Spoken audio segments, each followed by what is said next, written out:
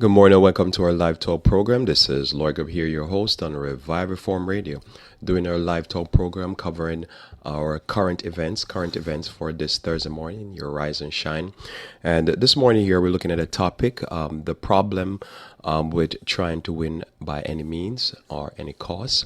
The problem with trying to win by any means is our topic for this morning here as we do our live talk program covering current events. So thanks for joining me here. Top of the morning to you. Hopefully you had a blessed night rest and you're ready to take on today. With that, we'll start with a prayer. Our Father, who art in heaven, we thank thee again, dear Lord, for your love and the blessings that you continue to bestow in our lives. We thank you for the word that you give to us that we might be able to understand not only things that are inspired, but things that are important for our understanding when it comes on to history, that we do not repeat the same mistake, but we learn to live in wisdom. May you bless us as we talk and study together this day. This is our prayer in Jesus' name. Amen. So again, our topic for this morning here is the problem with trying to win by any means or any cost. And so, as you probably are well familiar with some of what is going on in the news when it comes on to the current president and some of the scandals that has to do with his communication or his son's communication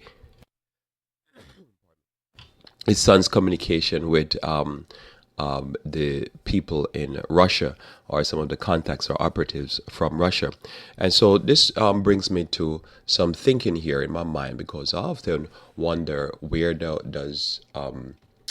how does people who are in this type of scenario know who to trust and who to deal with, who to trust and who to deal with. And so I find that type of information fascinating. Like, how do you know in such a fast moving situation like a campaign?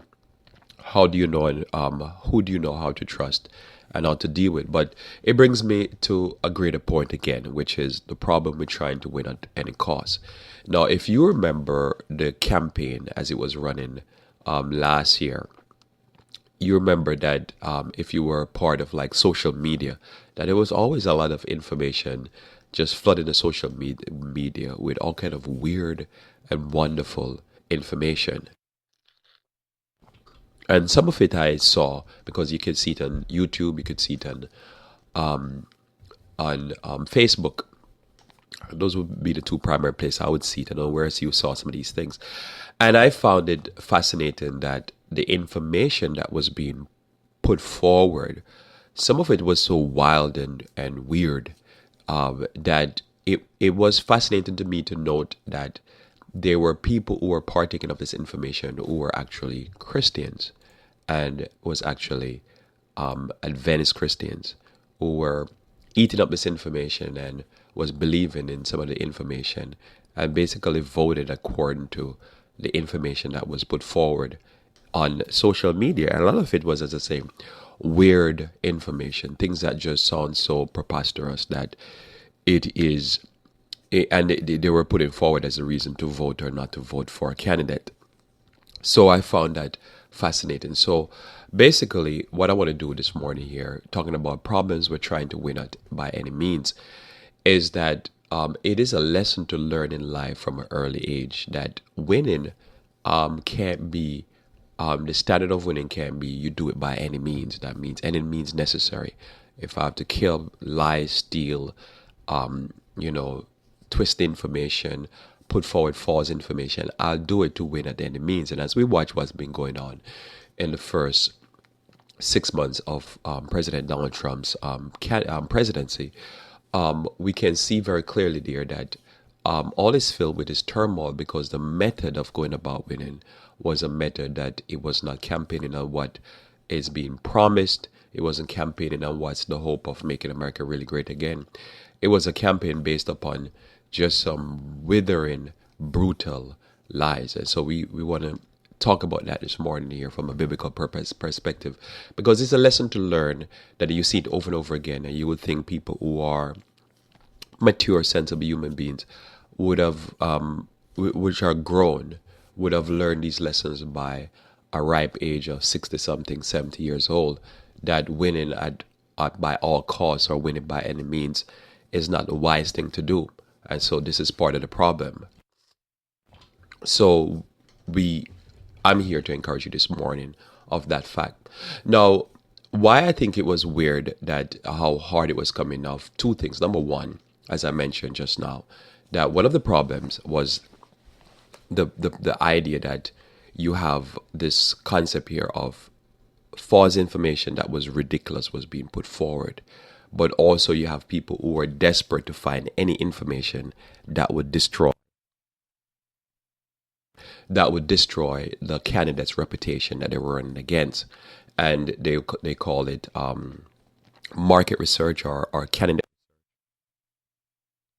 research you're doing on your candidate to find out dirt on the candidate. And so this desperation, and that's part of our mindset when it comes on to winning. This can be viewed in sports, it can be viewed in politics, it can be viewed in personal life, that the person is just so focused on winning that they're willing to do anything immoral to win. But that's a problem because, again, think about it. If you're willing to take information, I remember last in the beginning of the year, I saw this piece come up on YouTube, and I thought it was crazy because it was, I think somebody that shared it on Facebook or somewhere, from Alex Jones, and he was saying that Hillary Clinton smelled so terrible that you could stay from 17 pews or rows behind the stage or from the stage, and you could smell her because she smelled like a dead carcass. That's what she was saying. Now, I've never been to one of those campaign rallies, so I don't know if what was said was true, but just the fact that you put that information out like that to say Hillary Clinton can be smelled from 17 pews back, and the fact of the matter was, to say that sound crazy and sound like, okay, it's probably a joke. But the fact that there were people who were supposed to be sensible, grown adult, who were supposed to be Christians, would take that information, eat it up, and then believe that the candidate to be voted for is the other candidate because somebody smell from 17 people that smell like a dead carcass. This was the type of information they were putting out. And to me, the disappointment was that there are people who are supposed to be moral citizens, claim morality, claim they follow Jesus. They would go right on ahead and believe that stuff and eat it up and say it's true. And anybody that don't believe that stuff is wrong and is basically partaking of fake news. So this brings us now to this discussion where what happened that you would believe that people who are from Russia, who are lawyers and people who are connected some way in the past with the Russian government, why would you believe in any way if somebody would tell you they have a indirect connection, a slight connection with the Russian government? What would be in your mindset that you're so desperate to win that you'll believe that it is great to join in a meeting with a person to get information to damage the candidate so that you can win the presidency? And then also your meeting, which is to me illegal, to be able to represent the American government by saying simply that you will have a discussion about lifting sanctions when your guy didn't win yet. So that brings this to my mind that really what's going on here is this problem that we have as human beings, and you can see it always being put forward in the media, where a person is willing to win at any means, by any cost. They're willing to do anything to win.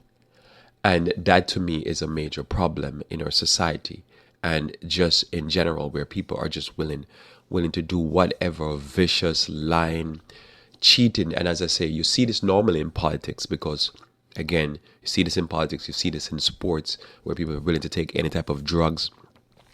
You see this in life where people are willing to lie to get a friend, get a spouse, get succeed in business. People lie on their resume, lie on their amount of money they get paid, and all that type of stuff so that they can win in life. And so this is just something that I've seen, and I just want to talk about it here this morning because, as I say, I find it strange that a person could be so desperate for winning that they're doing things that seem so illogical, and you're saying, but these are very intelligent grown human beings, supposed to at least intelligent grown human beings, who ought to know better, but seem to be that winning becomes so much the the the focus that they lose all reasoning. It's like, I remember a few years ago there was a situation that happened where somebody in our church had put out this big piece, and they said basically that there was going to be the overturn of the U.S. Constitution, and how it's going to happen is that the Pope is going to have a meeting. The Pope, the Pope of Rome, going to have a meeting with some of the major leaders in America, and they're going to have a secret meeting, and then they're going to overturn the Constitution. And the person said that, and it went like wildfire.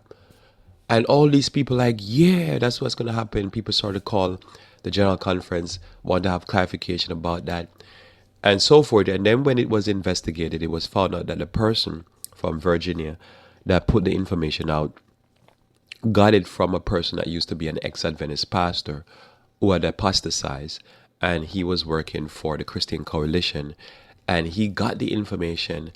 He says he got secret information, and he shared it with this person, and then this person took the information and shared it, blasted everywhere as good source, that the source was good. And then it was found out it was a farce. There was no such thing as no overturning the Constitution. And to me, what was strange about that event, and it just teach me how the problem with this idea that you win at any cost, was that when that event put forward, it seemed like the person was so willing to gain followers and be famous and have their name plastered everywhere, that it seemed like it got to their head, and they lost their mind, and they ignore Bible, they ignore the way the Constitution work, and how is it going to be overturned, or how can it be overturned, and the methodology for overturning it, and all the reasoning that would make sense just seemed to just disappear, and they became foolish, just dumb, and they put the information out there and then thousands of people eat it up, and never even question for a second, wait a minute, the American Constitution doesn't work like that. You can't overturn it like that, and the Bible doesn't preach it like that, so why would you believe it? And the bigger question, why would you believe in somebody that is an apostate and they have secret information? Wouldn't it be obvious that they're giving you this secret information to make a fool of you, because they themselves can't be trusted? And to me, so when I read about these things, and I say, and it says Russian lawyers and Russian people who once were spies had information to give, why would you meet with a Russian spy, person that is an avowed Russian spy, and believe that anything they give you is not, they can't be a double agent and double cross you? That would be like the basic premise of every movie, and every time you hear a true spy get arrested, most of the time they're a double agent. They're just in it for the money, so they'll take whoever is paying the highest price, they'll take it. And so if somebody come and say they'll give them the highest price, they'll take that. They're not faithful to anyone. So that's what this all of this, it seemed to be more fake news to me, because then I'm like, it has to be made up, because people can't be that dumb. You got to be a little bit more sensible, especially as a grown adult. But as I say, people never will disappoint in the silliness and the foolishness that they'll come up with. And this is all I aim to win. So anyhow, I laid that information down. So I'm going to go to some text with you here. So the first text I want to go to you here is in 1 Kings chapter 11, verse 1 here and through 10. All right, so I'm going to read these texts with you. And what I'm reading this for, because I want to show you how a wise person, I'm going to start up by showing you how a wise person, the person is classified in the Bible as the wisest man, can become foolish. Because the first thought in my mind is that I just want to give the benefit of the doubt that the people we're talking about here, grown adults, probably all of them been to college, and they've been to college for more than 4 years, many of them. and they've been in business, and they ride on the high places of the earth, so they must understand how things go on. So you can't really totally excuse their ignorance.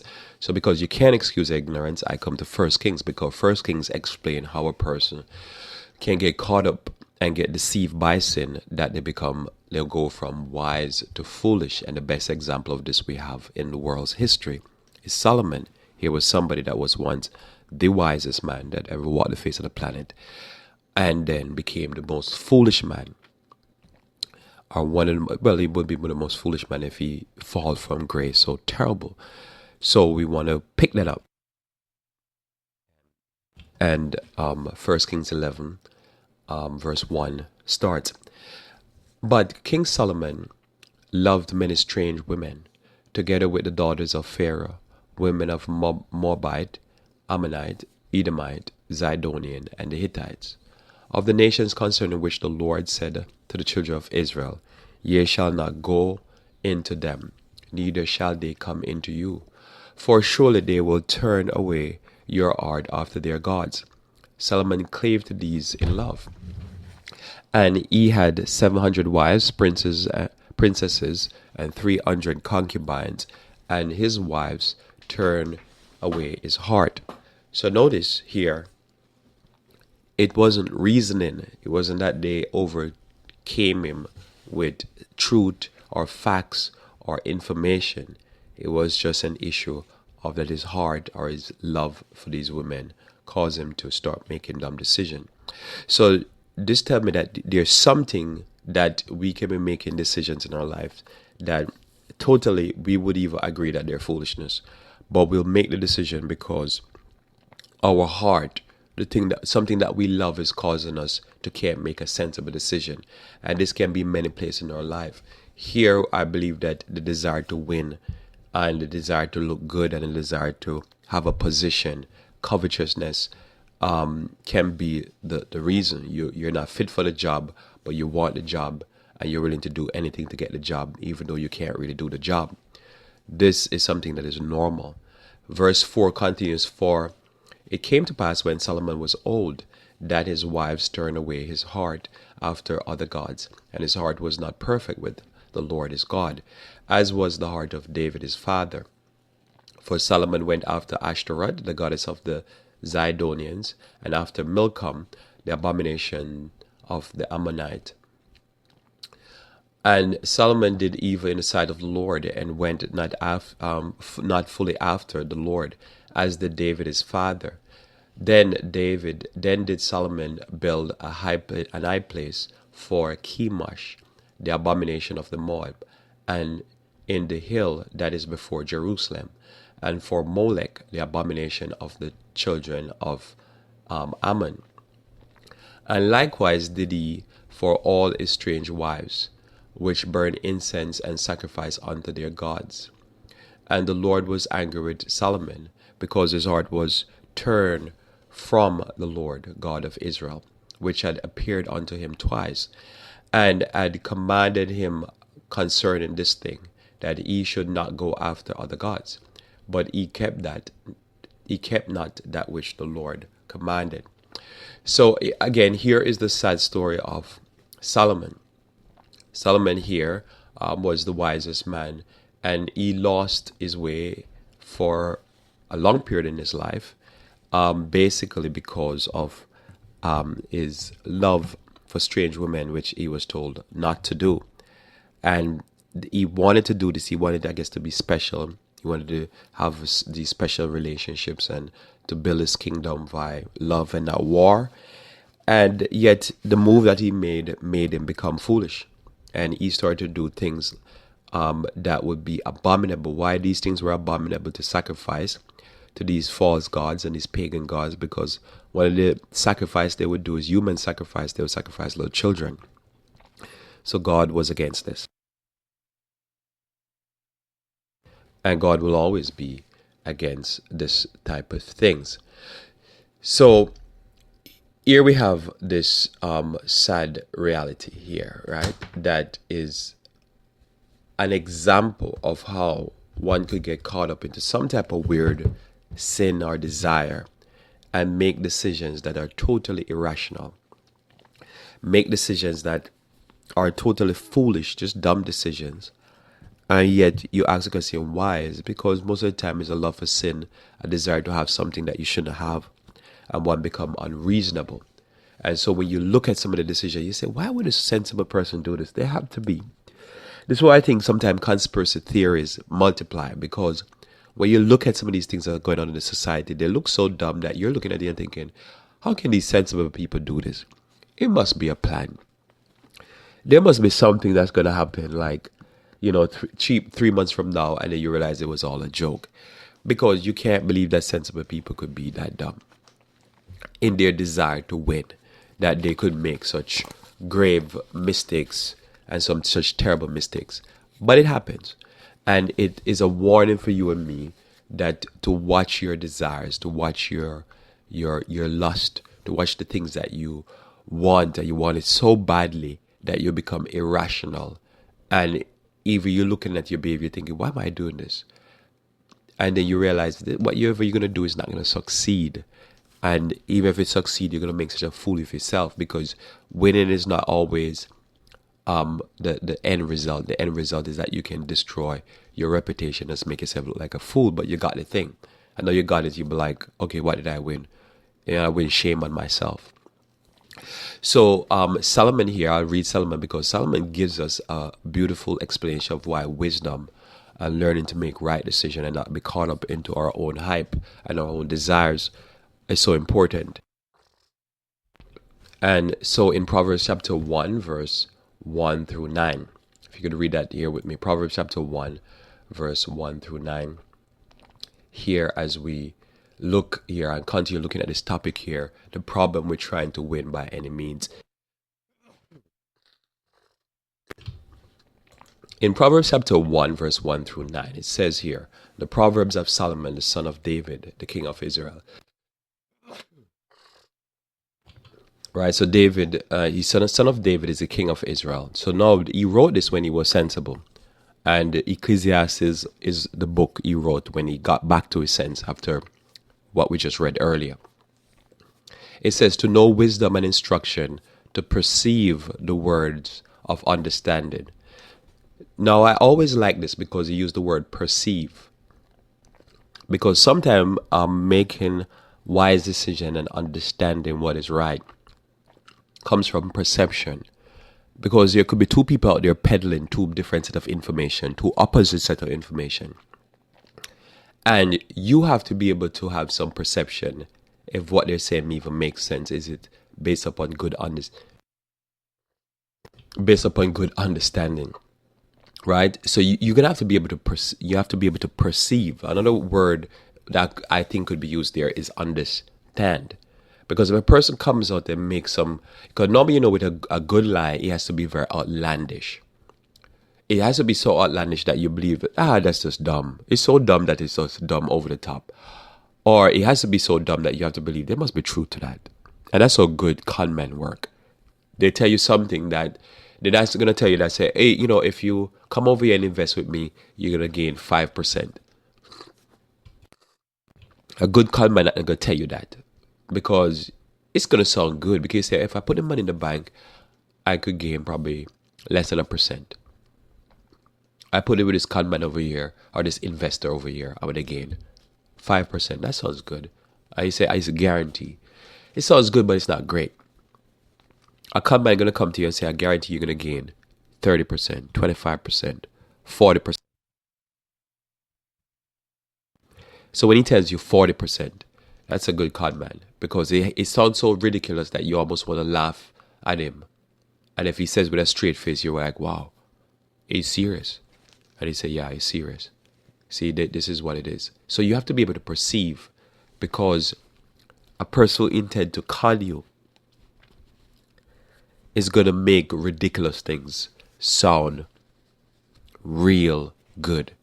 A con person is going to make ridiculous things. The thing is going to be so ridiculous that he's going to make it sound good. So you have to be able to perceive. And so the problem with trying to win at all by any means is that often a person will go to any means to win. And you got to know this. And you got to know that there's people out there every day who is trying to win. It could be a relationship, it could be a position, it could be money, it could be just anything in life that they want. And they say, I'll have to get it and I'll do anything to get it. And there's people all day long will do anything to get it. So you have to learn to that the bigger the hype is, the more you have to investigate. The more you have to listen to every word. The bigger the hype, the bigger the sell. The bigger the person trying to sell and hype themselves, what they're doing, what they're trying to sell you. You have to pay attention, because you have to ask yourself the question, why they're so desperate to make it sound so good? Nothing in this life is that good. The best things in life, they're great, but they're not that good. How are you selling it like that? Keep reading here, because Solomon is speaking. And it says, to give subtlety to the simple, to the young man, knowledge and discretion.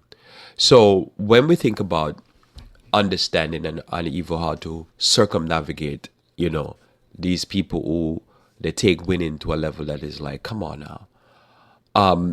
You got to be able to receive some subtlety. Even if you're simple. Bible said, look, if you're simple, I'm going to make you not simple anymore. And you have to be able to be subtle.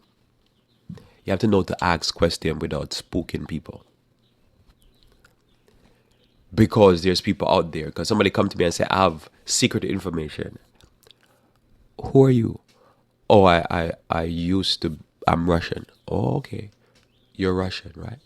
Who do you work with? Oh, I work with this oligarch. Okay. Ask some questions. You can't be so desperate. Like, I want to win. I want to get the information from you so badly.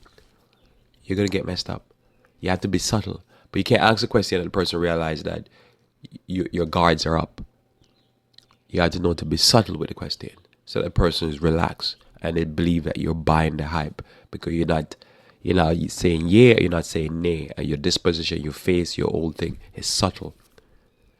To the young man, knowledge and discretion. You have to be able to have some knowledge. You have to have some background information. Like I say, somebody come to me and they say, they used to be connected with my enemy, or I don't know. I have to be able to sort of ask some question, because in those answers that you're going to give, the knowledge I have is supposed to be able to make me pull some information to my brain and let me pull back a little bit. Somebody come to you and, whatever. Let me keep going for sake of time. Discretion. You have to be discreet. Some people, they just throw their business out there too fast. There have to be time where sometimes you have to be so, even discretion can cause you to put information out there to be able to pull more information. So the person come to you and say all kind of stuff. You give them just enough information to make them believe that you're interested. But your interest is not so much that you're going to do what they're saying. You're just interested because you want to find out more. So you ask question. When you ask question, you get answers. I always say, the moment somebody giving me something, I start interview them. The interview normally makes them believe, oh, he wants the information. He wants to get involved. No. Keep reading here. A wise man will hear and will increase learning. A man of understanding shall attain unto wise counsel. So how do you circumnavigate it? How do you not get yourself into this concept of winning at all costs? Is that you can win, but the means of winning is different. How do you avoid people who and overcome people who are winning at all costs and they're ready to take you out in order to win? You got to learn. You got to learn, and you got to be able to increase learning. Because I think what trips up a lot of people and cause them to be messed up is that when they finish school, they stop learning. And also when they're in school, they forget that school is teaching you to work. It's trying to make you have a trade or a career, but it doesn't prepare you for life. You see, it doesn't prepare you to live. This is why you could have people that has your regular 4-year degrees, masters, PhD. They went to the graduate level, and they just fall for just the most foolish, dumb stuff. And you say, why? Oh, because a lot of times it has to do with life. They don't know how to live. And, this is just part of the problem. They don't know how to live, so they make bad investment decisions, bad health decisions, bad social decisions. Everything that has to do with what they didn't learn in school. But at their careers, they're phenomenal. They'll make millions. They'll create businesses, build empires, and just basically just make dumb decisions in life. So one has to understand this, that winning is more three-dimensional than just I have a career, or I have a degree, I have a name for myself. So this is why I always think when you hear these stories about people crashing and burning, and you hear this, say they can't be that silly, and you say, okay, yeah, they can, because their information is just about biology. And you could be a PhD in biology, you could be a PhD in chemistry, but you don't have no street smart. You don't have no common sense, because you didn't take time to develop the common sense. You was just focused on one subject. The person is a one subject person. It's a one trick pony, and that's all the pony can do. You don't want to be like that. You want to increase learning. You want to have understanding. You want to attain to wise counsel, because that's where you know to pick out a deception. The things that were floating around last year, fake news from either the liberal side or the conservative side. The reason why many Christians that you and I know that fell for this is because, again, they're one-trick ponies. They basically know how to attain to an understanding of, say, chemistry. But when it comes on to common sense and not being dumb, that was not part of it. I never been part of it. It's why you can sit in church many times and listen to people. And then you listen to them talk and you say, I see why people say Christianity is a sport for fools. Because the person might be Christian, but they might be dumb in their reasoning. And that you would think, oh, because they're Christian, they should be sensible. No, because even the way they approach the Bible, they approach it from a very, like lack of reasoning point of view. They don't reason with the stories in the Bible. They're just no better than a child hearing the story of David and Goliath. And that they're always at that level. So you attain to wise counsel. To understand a proverb and the interpretation and the words of the wise and their dark saying. Another way you could say this in a secular context in verse 6 in Proverbs here is to understand a riddle. A riddle, there's clues in the riddles to tell you what's going on so you could come to a right answer. Well, a proverb is basically a story that has a deeper meaning, is a hidden meaning. And they have done studies where they show in schools, they're young kids who they're graduating high school and they have limited or no reading comprehension. That means whatever the story says is what the story is saying. That's what it means. It's saying nothing else. They can't read in between the line. They can't pick up the subtle hints. They can't detect if the story is a plant. So something happened. Like I'll give you an example. This is some classic ones. Normally, if you have a study about why it's good to eat red meat like beef, normally the scientist that's putting out the study, the lead scientist, is normally paid off by the meat industry. So the meat industry pays him to create a study and to investigate the benefits of eating, say, beef. He takes the money and he go do the research, and he structure the study in such a way that is going to prove that eating beef, a lot of red meat, is healthy for you. And then he becomes rich. So people see that information and it's a puzzle. But if you don't have the certain knowledge, you're not going to know. First, let's see who is funding this institution. See who are the biggest donors to this university that the scientists work for.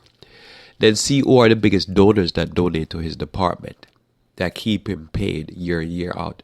And normally you say, bam, it's the meat and dairy industry. Or bam, is whoever is invested in chocolate. You saw the new one came out recently. That's a coconut oil is not good for you. Well, if you have time, you can research and you're going to find that in the 1980s, there was research that was put forward by people who were invested in canola oil. And they had put forward some massive research to destroy the coconut oil industry and the coconut industry, period. And it worked. And they just decimated the coconut industry with all kind of false research. saying that coconut oil is no good. So here the information come back again. This is not no new information. This is information that's always been there. And it's always a hit piece because they want to get the rapeseed oil, which is canola oil, marketed, and there's are other groups that are invested in their industry.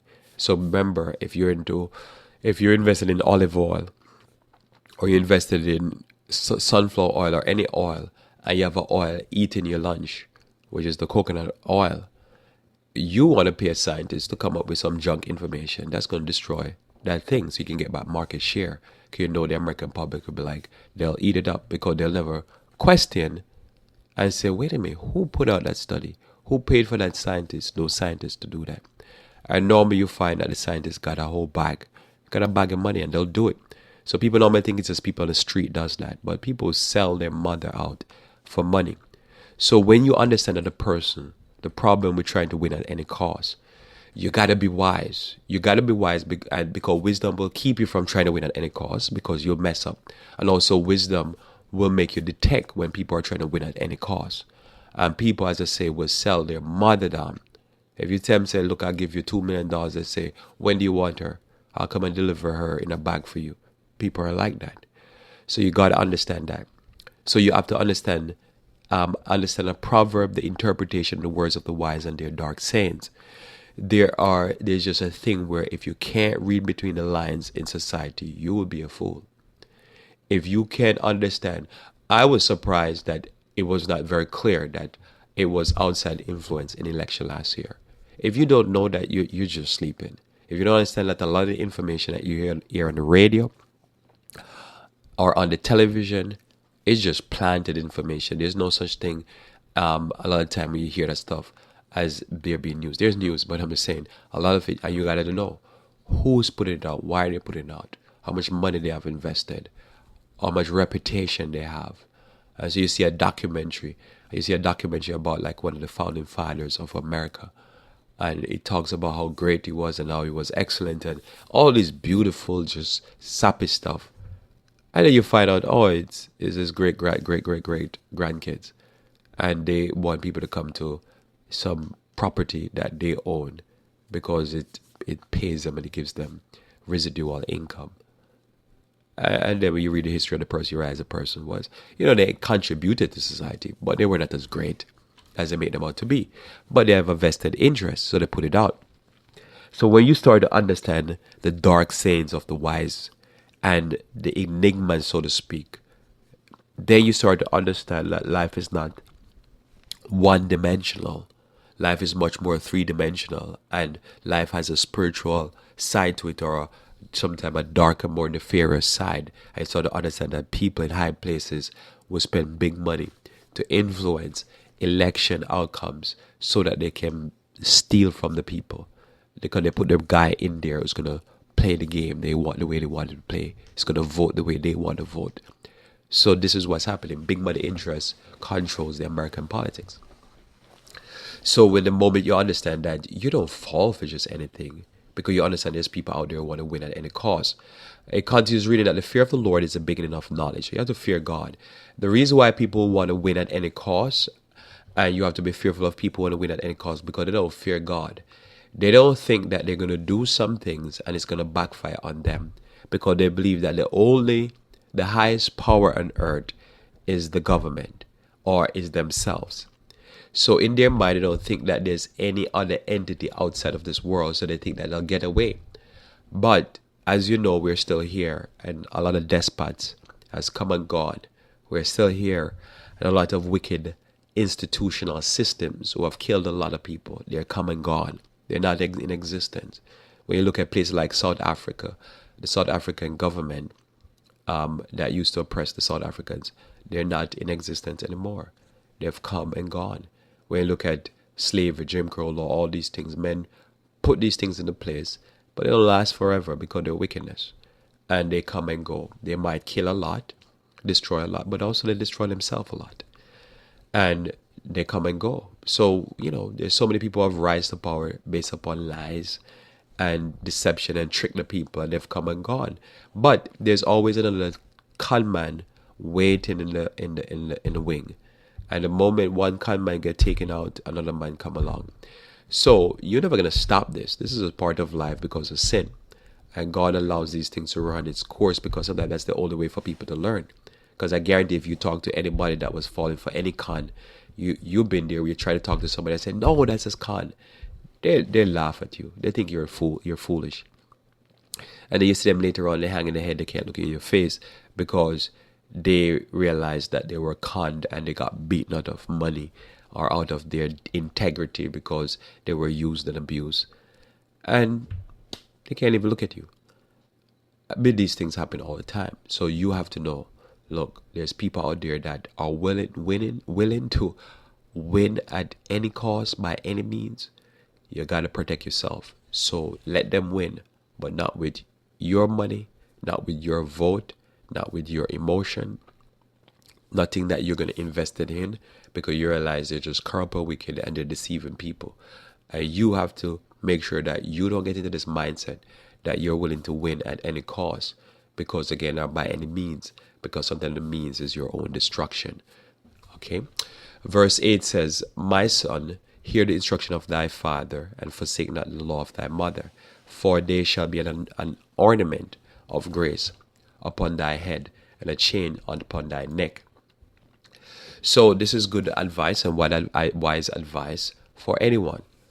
You want to be able to win, but you don't want to win by any means or by any cost, because it will not be long-term winning. And there's people that they quote unquote win. What it means for that is that they have some material possession, and they're not in prison, and they enjoy, quote unquote, enjoy the material possession. But they're scummy, they're filthy, they're dirt, they're little dirt weasels, they're every bad thing, they're jerks, they're everything you can describe that I can't describe here.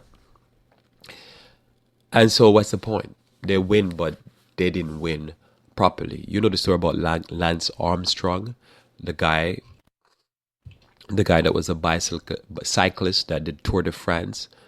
He win by all kind of cheating methods, and he's still in court fighting to save some of that money, because that's all he's doing now. Because the government want back the money, all the different sponsors want back the money. He's being sued left, right, and center, and he's trying now. So he's been spending now. Think about it. He's probably gonna spend the same amount of time winning, same amount of years that he was winning for. He's gonna have to spend the same amount of years fighting in court cases with various different entities to hold on to the money, because they want to strip him of all the money that he won. So it's like you spend, I don't know how long, you spend 12 years winning and 12 years fighting court cases, and then you end up with zero. What's the point? Somebody say, but he won. And there's a lot of people I've met who will say, yeah, but I'll prefer to win at that level for 5 years and then spend the rest of my life in shame, in disgrace, broke, hated. And I'm like, wow, that's a sick mind. Why would you do that? Why would you want to be the pinnacle of this world for 5 years and then spend the rest of your life for shame? Because a person said, well, at least I'm famous. That's just mental illness to me. That's just something you can't fix a mind like that. A mind like that is the reason why Jesus Christ had to die, because that mind needs salvation. It's just irrational to the core. To me, just don't believe in that. I don't believe that is a problem where you come to a point where you believe. I prefer to live. You ever see, like in the music industry or movie industry, have these one-hit wonders. They do one movie or they do one album and they become phenomenal, and they become famous, and then they spend the rest of their life cracking out and coking out. And I'm like, what's the point? But they say, well, I got to be large for 1 year. Okay. I just don't believe in that. So I believe you have to have wisdom, and you have to know that winning is great, but winning at all costs is not great. It's not great to know that you really didn't win. You just cheated, and you're a little cheater, and that's it. But there's many people who voted for winning by lies. I don't know why. So here Jesus Christ encourages us in Luke chapter 13, verse 23 through 27. Luke 13, verse 23 to 27. And it says, Then said one unto him, Lord, are there few that be saved? And he said unto them, Strive to enter in at the straight gate, for many, I say unto you, will seek to enter in and shall not be able to. Now, I'm going to keep reading here, but I pause here because I believe one of the reasons why it's hard for people to be straight and to just live straight and be straight is because they know that you can get results by not being straight. This is the sin of Adam and Eve, and this is what they taught us. And it's been passed down to us from generation to generation. We know in the back of our minds that you really can win. And sometimes you can be found out, sometimes you're not. By cheating. So you can win by cheating. And so, a person will, think in their mind and say, I'm gonna go over there, I'm just gonna rob this place, I'm gonna do this thing, and I'm gonna get away with it, and that's it. I just want to do it one time. But how often you see a person, they do it one time, and the next thing you know, they did it 10 times, and at the 10th time, that's when they get caught. And everybody's shocked because they realize, so you weren't really working for that money, you were actually cheating to get the money. You really didn't work for that job, you actually, had sexual relationship with somebody to get that job. I've seen people who've done that, and the next they're promoted 2-3 times, and they were just working their waistline real hard. And then now after that, they had to get demoted because they were working, they didn't apply themselves, they couldn't do the job. So everybody realized, wait a minute, you can't do this job. Why are you here? And it started to cause arguments and fight because their subordinates know more than them and know to do the job better than them, but yet they're in the position. And the only reason that they're in the position is because they have gotten themselves in a certain position. So that is a problem because that's when a person believes, I'm going to win at all costs. So now they have more people they're exposed to because they've gone high up in the business. And now they're going to have to get demoted. So now everybody's going to start to find out, how did they get in that position in the first place? And all of a sudden it's going to come out that basically they had to work their hips or their waistline to get in that position. So now they back down to nothing, but now with the embarrassment. So to me, that's why wisdom is so important, because how did you get there? You got there because you cheated. And there was somebody now who was going to be where they were, and they had left them there, and they're still toiling away. And they're back there with that person, but that person don't have the shame. They have the shame, and they're back down to nothing. You notice, there's hardly will see the majority of people that go into sports and entertainment.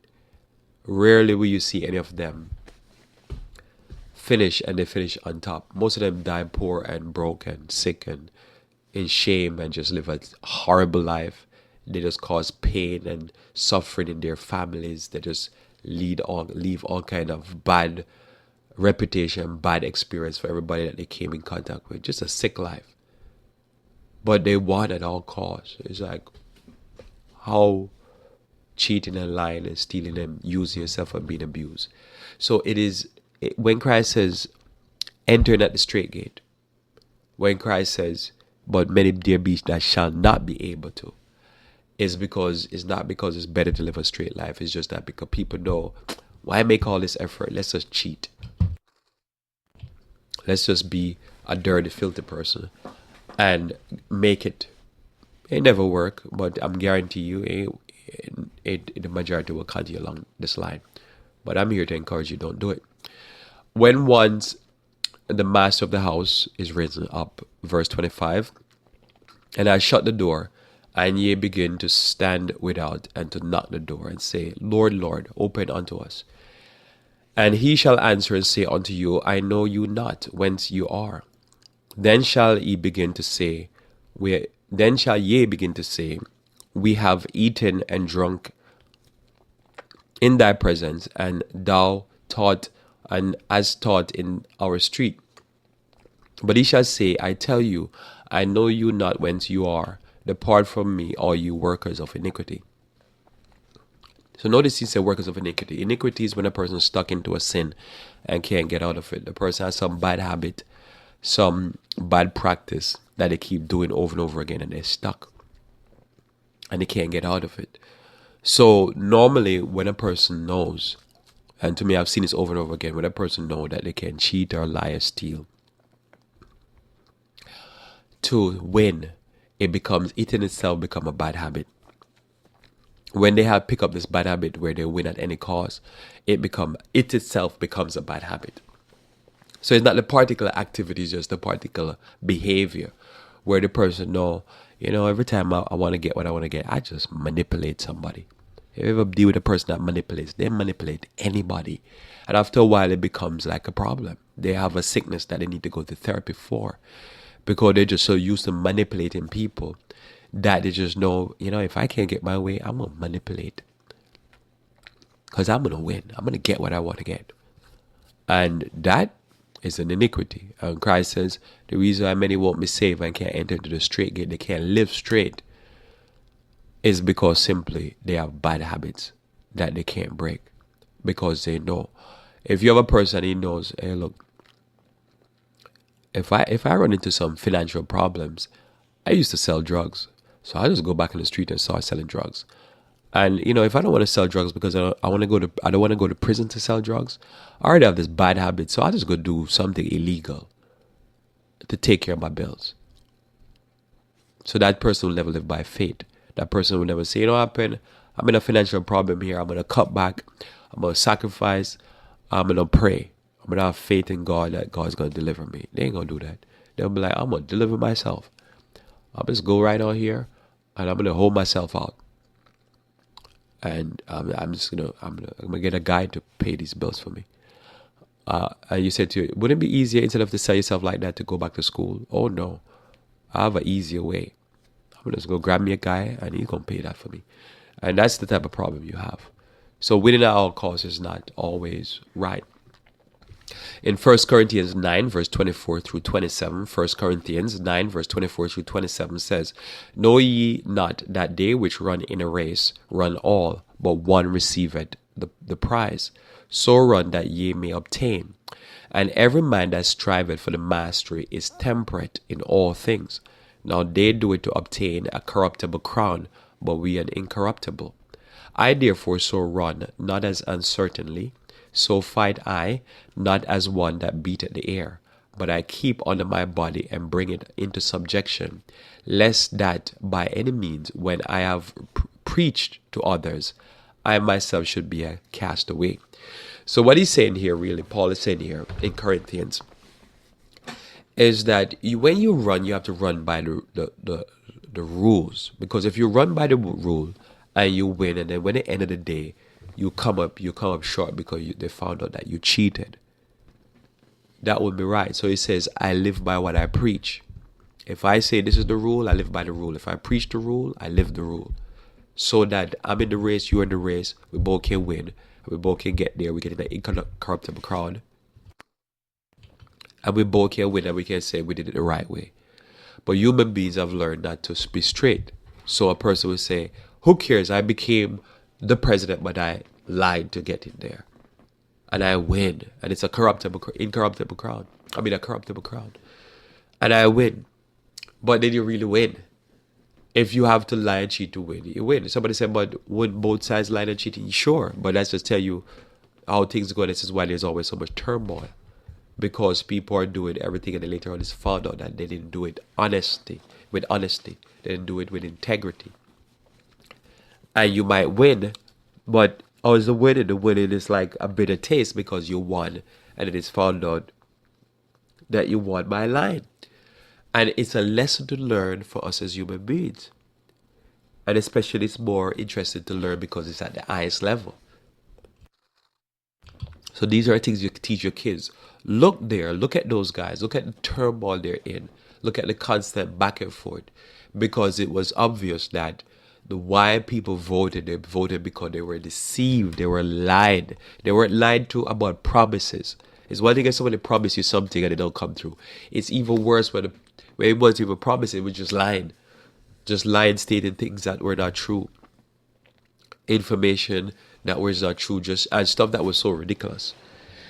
And now you win, you teach your kids these things. You say, watch kids, learn in life and learn at a young age. Don't wait until you're 30-something or 40-something, 50, 60, 70 years old to learn this lesson. Learn it now, Earn your way in life. Earn your own living. Don't cheat to put money in your pocket. Make sure your money can be sourced. You should teach your child, you never should be caught with money laundering. You should never take money and if you earn it properly. Whatever you earn is what you earn. Be satisfied with your income or your allowance. Teach your children this, because there's so many people you know in life, and I guarantee if you think about so many people you know, they will cheat and lie to get what they want. This is why adultery will always be a problem, because a person is not married material, so the only option they have is to cheat. But they don't realize in their mind that you have another option. You just don't want to exercise it. Learn to be a decent person. That you can be a married material, but the person be like, oh no, I ain't gonna do that. I can just cheat. I can just use my body like it's a piece of garbage, and I'll get somebody. Instead of saying, why don't you straighten up your character and learn to be useful in a home setting? And there'll be people out there who want to marry you. There's a lot of guys who know that they can just bum around and do stuff, and they don't want to be a father, and they won't be responsibility. They won't take on responsibility. And so they go through life and they think they're winning, but they're losing. But they think winning by any means. Just they know, okay, I can lie to a female and con them, and I can get what I want. But it's not working.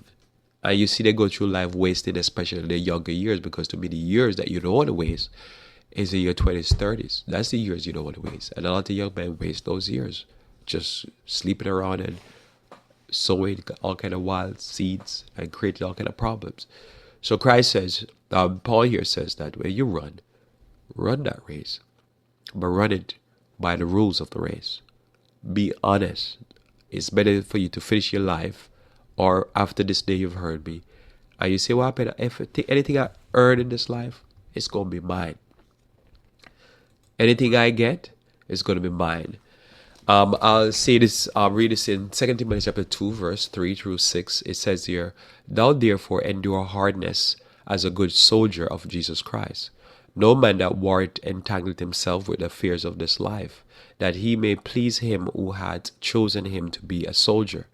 And if a man also strive for the mastery, yet he is not crowned, except he strive lawfully. The husbandman that laboureth must be first partaker of the fruits.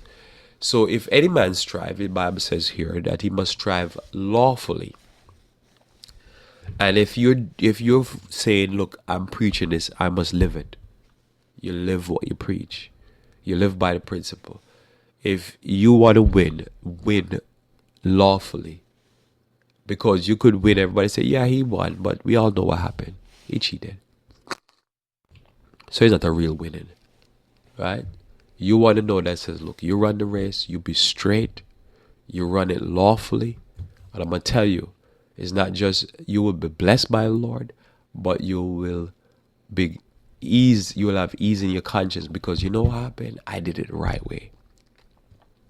I run the race the right way. It doesn't matter what your past is, but I'm going to tell you, no matter what your current is. You make the right decision. You make up your mind that you're going to talk straight, walk straight, act straight, live straight in all aspects of your life. And the more you do it, the more you're going to develop the habit. And the more you develop this habit, I'm going to tell you what happened. You will live, you'll be right. Because you'll be a blessing to you, because you'll have the right attitude and the right habits. You develop a good habit. And so when people ask you a question, well, you need to do something, you say, I'm going to do the right thing. And I'm going to worry about the results. If I do the right thing, I come in second, I'm going to be happy with the second. If I come in third, I'm going to be happy with the third, because I did it the right way. The focal point is not so much the winning. The focal point is you do it the right way and you accept the results that you get. Those are your results. Nobody can take them away from you. And I really believe in this. So we'll close with a prayer. We thank you, Lord, again for your love towards us and the blessings of knowing thee. We pray, dear Lord, that you may bless the words, dear Father, as we make an effort to communicate. May you be with all those who are here this morning on the radio program. May you continue to bless them as they continue with their day. And may you give them success, that they may walk, dear Lord, humbly and straight before thee. This is our prayer in Jesus' name. Amen. Thanks for being with me here on Revive Reform Radio. Looking forward to talking to you tomorrow morning, where we should talk about wisdom for living. At this time, we'll go back to our choir hour. And until then, I pray that you may continue to walk with the King.